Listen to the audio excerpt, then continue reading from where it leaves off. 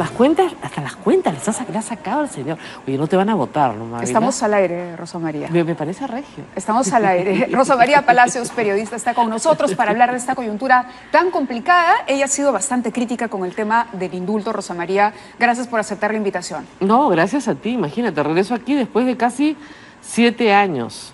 Así que acá, bueno, no es el mismo Z, te lo han mejorado bastante, la verdad. Está más bonito, ¿no? ¡Oh! Imagínate. Escúchame, ¿en algún momento te capturó el periodismo y ya no hubo retorno? No. Al derecho. Después de que tú y yo estuvimos acá en el terremoto, ¿te acuerdas? Agarraditas de la mano en cada réplica porque mirábamos para arriba a ver si nos cayó un tacho en la cabeza en el terremoto de Pisco. Yo he recordado estos días... Con lo de Arequipa, ¿no? Con lo de Arequipa. Claro, que el terremoto de Pisco sí nos agarró un poco más al aire, ¿no? Claro, hay que recordarle a la gente, cuando sucedió lo del terremoto, tú hacías un programa a las 11, yo hacía el noticiero más temprano, pero la situación estuvo tan complicada que arrancamos a transmitir que nos pidieron continuar la la transmisión y esto acabó a las 3 de la mañana y la cantidad de réplicas posteriores al movimiento principal fue increíble y realmente, si ustedes pudieran ver el andamiaje que hay sobre este estudio de luces, era hablar, además hablábamos con el corresponsal parándonos para tratar de encontrar una señal cuando los reflectores se movían.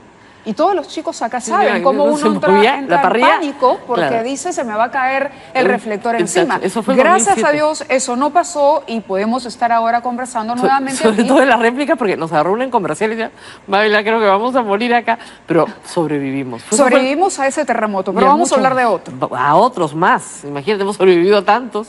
En fin, bueno, quería hablar del terremoto político, Rosa María. Tremendo, ¿no? ¿Tú crees que hay un camino de salvación para el presidente después del indulto o lo estás condenando a muerte? El Perú es un país maravilloso y yo creo que, mira, si hemos sobrevivido a tantas cosas. Yo decía ahora en la mañana a un grupo de gente joven, si sobrevivimos al primer gobierno de Alan García, podemos sobrevivir a cualquier cosa. Lo que sí creo es que el Perú tiene lamentablemente otra vez una oportunidad perdida. Y eso es lo que te da muchísima pena por el país. El presidente tenía un triunfo. El día 21 de diciembre tenía un triunfo. Había triunfado sobre un movimiento adversario que lo quería vacar en una semana. Que eso para mí es completamente golpista. Tú no puedes sacar a un presidente del poder por indicios, ¿no es cierto?, sin mucha investigación y porque tienes los votos. Eso es un golpe de Estado por donde lo mires. Y el triunfo sobre eso.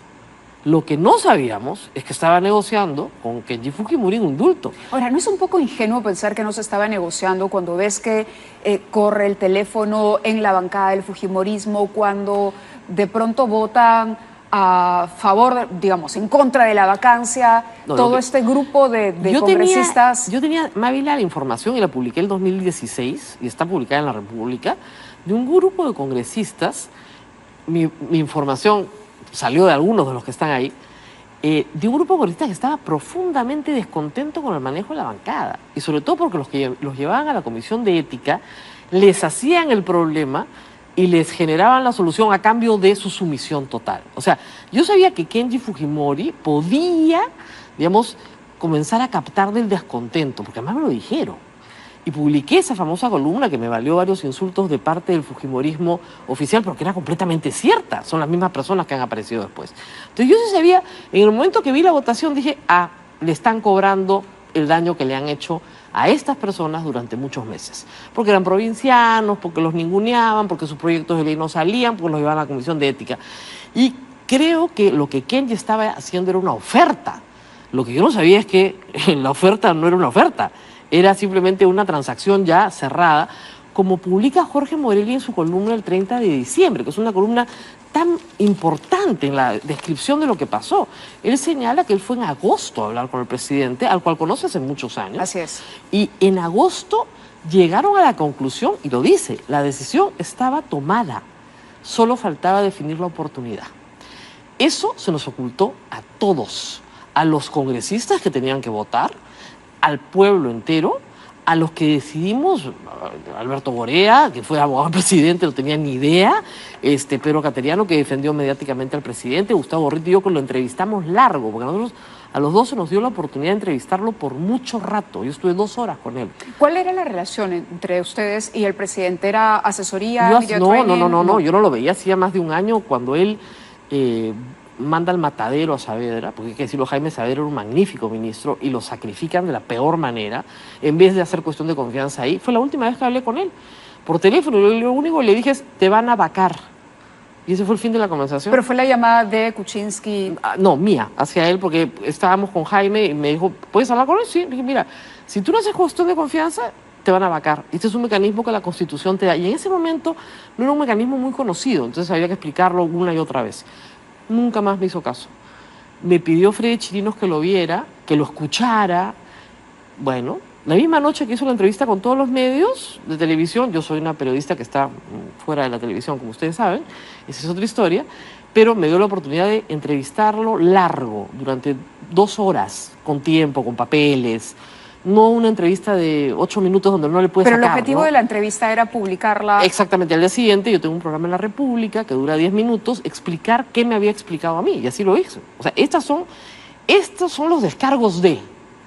Porque lamentablemente el presidente no tiene habilidades para comunicar, como es obvio. Ustedes vieron la entrevista que hizo, con una entrevista que le hicieron magníficas preguntas y él tuvo pésimas respuestas. Claro, no terminaba... además muy directas, muy concretas, que exigían respuestas concretas. Y rápidas, Y, ¿no? y firmes, una firmeza que no se vio No en se el vio. presidente. Pero en una conversación larga, tú puedes preguntar, insistir una y otra vez, y esto, y esto, y esto. Entonces, lo que yo vi, y esa fue la única vez que lo vi, fue a un hombre completamente solo, desahuciado. Ya era una persona que su gabinete le estaba pidiendo que renuncie, que Mercedes Arauz le había pedido que renuncie, que Vizcarra no regresaba de Canadá, que estaba acompañado de Fernando Zavala y de Salvador Solar, que eran los únicos que lo estaban acompañando. ¿Mercedes Arauz le había pedido al presidente renunciar? Bueno, esa es la información que yo tenía. Y el presidente dijo que no lo iba a hacer. ¿Esa información te la dio el propio presidente? Bueno, estuvimos en esa conversación. La idea fue que era mejor una renuncia si es que igual los otros tenían los votos para vacarlo, si quieres ponerlo en esos términos. Y el presidente dijo que este era un tema de honor y que él tenía que defender su honor, que no era un ladrón y que tenía que defender su honor. Entonces, bueno, si es un tema de honor, sigamos adelante. Pero no solamente se lo pidió Vizcarra, la noche que se reúnen todos los ministros y la bancada y renuncia a Carlos Basombrío, varios ministros le pidieron que renuncie. Varios, no uno, varios. ¿Recuerdas quién es? Bueno, el canciller, para empezar, que ya no está. Ya no está. O sea, tienes que renunciar. Y esto ya es insostenible.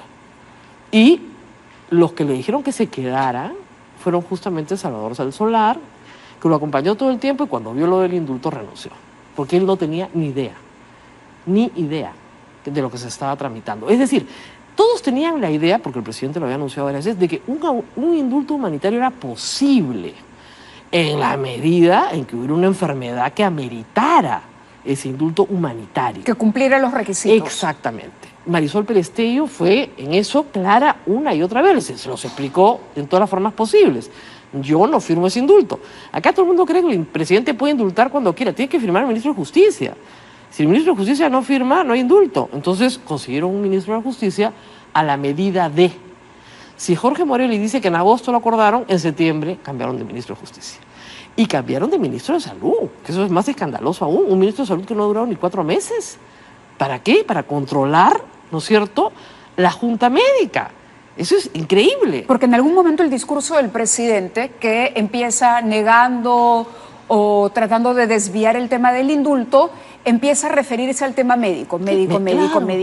Entonces él decía, solo si los médicos recomiendan. Bueno, porque obviamente. primero se va por la idea del proyecto de ley que se le presentaría, ¿no? Para que... Que era una posibilidad, pero que el fujimorismo no quería. Exacto, para personas internas que cumplieran con determinadas condiciones Mávila, y tuvieran lo determinada increíble de esto es que el viernes, a la mañana siguiente de que sale victorioso en el Congreso, habían rumores de que iba a indultar a Alberto Fujimori y me llama por teléfono para agradecerme que defendiera la democracia. Porque todo nuestro contacto había sido ese y, obviamente, mi trabajo y un montón de consejos a Freddy Chirinos diciéndole, oye, defiéndase bien, ¿no? Qué sé yo. Finalmente, cuando... ¿Consejos pagados? No, imagínate tú, mi vida, me cobró un presidente de la República, me muero. ¿No has asesorado al presidente? No. Ni a Freddy. Mira, Chirinos. los trolls tienen una imaginación. Mira, a mí me ha pagado Odebrecht, ¿no? Estaba en la planilla de OA, de Camargo Correa, de PPK, de Keiko, de Mávila Huerta, de los que tú digas. ¿De mía también? Sí, tuya también. Pero pagabas poquísimo. Y me fui. Por eso me dejaste. ¿Por qué no te dejé? Vamos a hacer una pausa y regresamos, o sea, si yo te para dijera conocer todo los lo que me detalles dicen. de esta historia con Rosa María Palacios. Claro.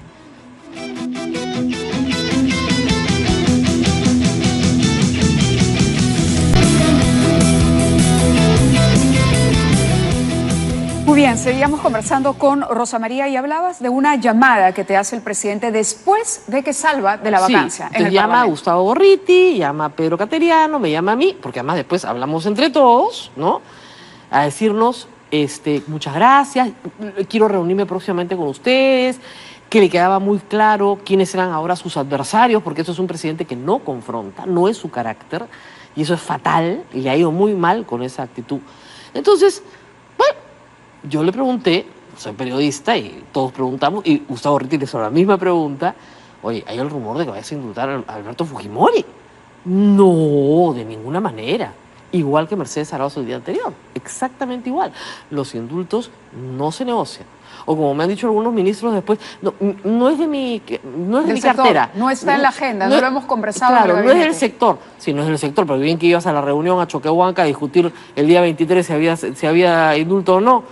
Entonces, sí ha habido un grupo de ministros que sí sabían, otros que no sabían, y otros que sabían y avalan. Pues, bueno, ¿no? tenían que saber algunos de forma obligada, porque además... Justicia y salud. Justicia y salud fueron claves para el tema del indulto. Son absolutamente claves. Cuando conversamos, acabamos de hablar con el ministro de Salud y uno le pregunta, 114 días en el ministerio y él mismo reconoce que eso no te da tiempo ni para hacer un diagnóstico, sobre todo si no vienes del sector salud. Iba por otra cosa. Entonces, claro, va armándose este rompecabezas que han vuelto al presidente realmente en un laberinto del que yo no sé si tiene salida, porque lo grave aquí es que, y vamos a ver algunos cuadros interesantes que se han publicado el último fin de semana, que el presidente pierde credibilidad.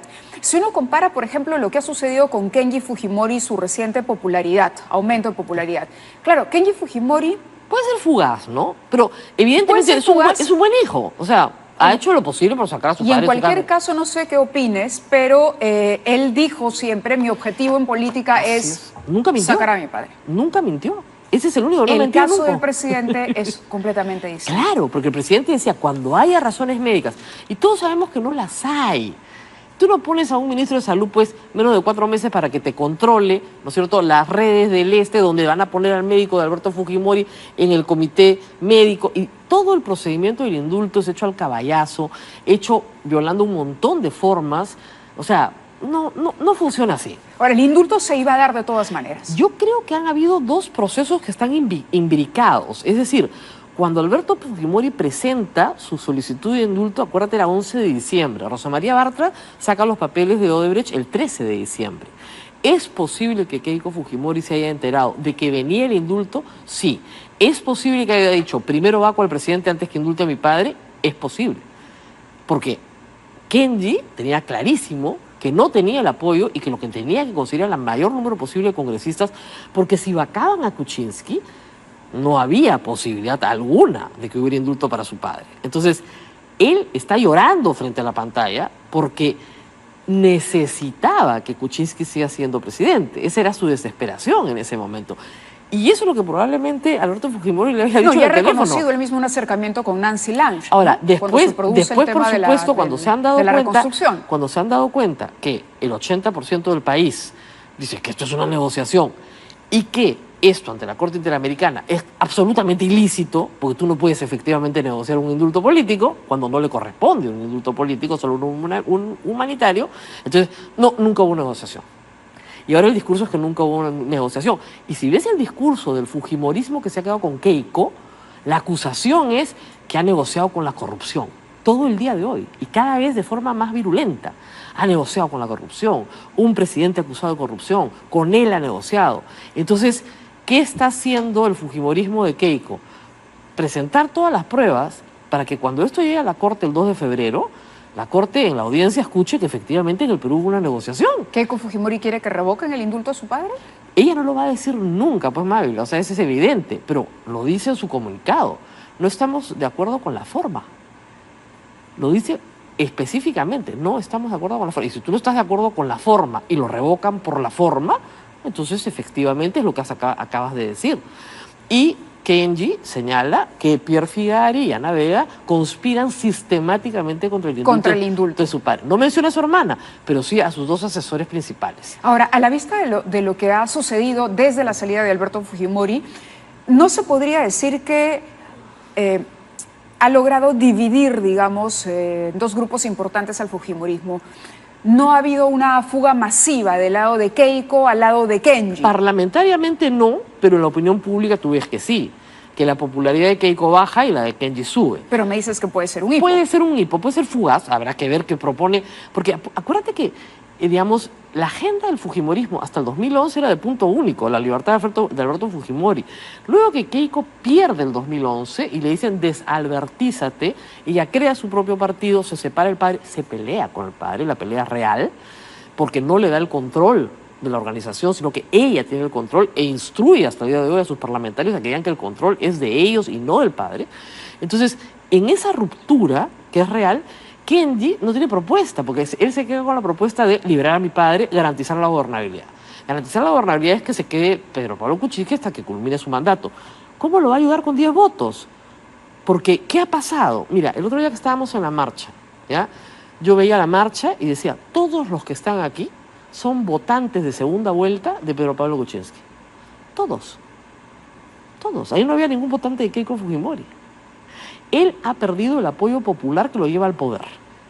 Ha perdido la alianza de facto, si quieres, o la cooperación de Alianza para el Progreso. La de Nuevo Perú, ni te digo, me están pidiendo que renuncie hoy. Entonces, ¿con qué voto se va a sostener en el Congreso? No ahora, en 3, 4, 5 meses, cuando haya otra acusación por corrupción. La pregunta es, ¿llegará Pedro Pablo Kuczynski al Bicentenario? ¿Culminará su gestión? Muy complicado, porque si hay una acusación de corrupción más o menos potable, del mismo calibre que la anterior, ya todo el mundo va a decir, ¿y por qué no contó? ¿Y por qué no dijo antes? ¿Por qué no nos dijo de esta relación? Y ahí sí no habrán los votos ya de Nuevo Perú, no habrán los votos de Acuña. ¿Quién lo va a salvar? Y en ese momento también... Ni siquiera te va a tener sus propios votos. Los vicepresidentes también quedan en cuestión, ¿no? Obviamente, porque él tiene 15 votos y 10 de Kenji, 25. Con eso no te salvas de una vacancia. Y debió haber calculado eso mucho antes de ofrecer un indulto. Él podría haber ofrecido un indulto el día que se va, no al año y medio de mandato. Y no creyendo, como le hicieron creer al principio, que con esto iba a satisfacer a los fujimoristas. No los ha satisfecho en absoluto, están furiosos. ¿Qué va a pasar en el fujimorismo? ¿Se va a dividir? Sí, ¿o mira, Alberto va a ser capaz de resolver los problemas de sus hijos? Si van a una campaña, que puede ser el 2021, el 2020, el 2019, no lo sé, Kenji y Keiko como adversarios, el fujimorismo muere porque partes al fujimorismo en dos. No pasan a segunda vuelta. Y tan tontos no pueden ser, tienen que saberlo. ¿Y no pueden pasar los dos a segunda vuelta? No, lo veo muy difícil. Keiko bueno, versus Kenji. Tú sabes que cualquier cosa puede pasar en este país, o sea que no hay que decir que nada va a pasar. Pero sí veo que es muy difícil, ¿no es cierto?, que, digamos, no se roben votos uno al otro. Habrán los de Alberto, habrán los de Keiko, pero ojo, estamos en un escenario en el que realmente el caso Lavallato y todas las investigaciones que se están haciendo, más el silencio de otros líderes políticos que de pronto han decidido no hablar, no pronunciarse y jugar a muertito, hace que voltees y que digas, ¿dónde hay candidatos? Bueno, ¿dónde? Lo que están esperando muchos es que justamente pase la tormenta de Lavallato, creo yo, y se lleve, digamos, como los huracanes, todo lo que pueda a su paso y luego aparecer. Entonces, una vez que tú tienes a toda una generación jubilada de políticos, el pueblo va a buscar nuevas caras, caras frescas, caras que pueden ser viables políticamente. O sea, ¿por qué crees que...? Pero ¿a quiénes van a representar esas caras? Ese es el problema con un país que no tiene partidos. Lo hemos dicho siempre. Si el país no tiene partidos... digamos, los partidos que tenemos no son partidos políticos. Son organizaciones, digamos, de intereses, si quieres. ¿O qué van a proponer esas caras? Además porque hay un sentimiento fuerte también de la gente y un sector importante que dice que se vayan todos. Que pasó en Argentina en el año 2000, 2001, que de ahí viene la tendencia, y que es muy negativa. Yo no creo que eso sea lo que tiene que hacer. Primero, porque no se van a ir todos, porque seguimos todos acá. y porque tenemos que decidir cuál es la mejor forma de gobernarnos. Y la mejor forma de gobernarnos es en democracia, sobre eso hay consenso. Y si decidimos que la mejor forma de gobernarnos es en democracia, tenemos que elegir los caminos democráticos. Y eso es a través de partidos políticos, nos guste o no. Entonces, ¿qué se necesita? Efectivamente una buena reforma electoral. ¿La puede hacer este Congreso? No la puede hacer este Congreso. Y está aprobado porque todo lo que se ha pedido de reforma electoral, que ha sido conveniente a los intereses de alguien, se ha aprobado. Pero todo lo que se ha pedido que no ha sido inconveniente... Mira, ponte a pensar, todos los temas de donaciones de campaña, ¿ya? ¿Se ha reformado el Código Penal? No se ha reformado el Código Penal. No hay un artículo en el Código Penal que diga que es delito recibir fondos de campaña. No lo hay. ¿Por qué? Porque el Congreso no lo aprueba. ¿Y por qué no lo aprueba? Porque evidentemente eso va contra el interés de todos. O sea, no les conviene. Sin embargo, la Fiscalía persigue a todos los líderes políticos por donaciones de campaña. Como si fuera lavado de activos cuando el tipo penal no aplica. Y ahí se van a caer los casos uno tras otro. Entonces, tenemos un problema moral que efectivamente es probablemente, digamos, discutible moralmente de quién recibe plata para una campaña, pero al mismo tiempo tenemos la falta de penalización. Hoy día un narcotraficante puede financiar una campaña y no es delito. Y no es delito porque el Congreso no quiere que sea delito. ¿Eres amiga de Pedro Pablo Kuczynski? No, los presidentes no tienen amigos, hija. Los presidentes tienen personas que pasan. ¿Y no sientes que este acercamiento afectó tu trabajo periodístico? No, al contrario, me dio la oportunidad de estar muy de cerca, ¿no es cierto?, de una situación dramática y de la que pude dar cuenta, digamos, con mucha más profundidad, porque había tenido la exhibición pues de todo este drama y aparte de toda la información que creo que el resto de los periodistas no pudieron tener. Lo que sí puedo decir es que si una fuente confiable es el presidente de la República para cualquier periodista en cualquier parte del mundo, ¿no es cierto?, y esa fuente confiable es de la cual emana cierto acto político, como dar un indulto, y esa fuente confiable de la cual emana ese acto político te dice que no va a indultar, tú como periodista, ¿qué debes creer? ¿Que sí va a indultar? No, pues es absurdo. Salvo que el señor, bueno, le guste mentir, pues no, o sea, y en mi perspectiva ese no era el caso, menos el de Mercedes Arauz. Correcto, Rosa María, nos ganó el tiempo. Gracias por estar con nosotros. No, a ti por invitarme. Porque el programa termina a las 10 y siempre nos pasamos y nos jalan las orejas por eso. No, gracias por estar con nosotros.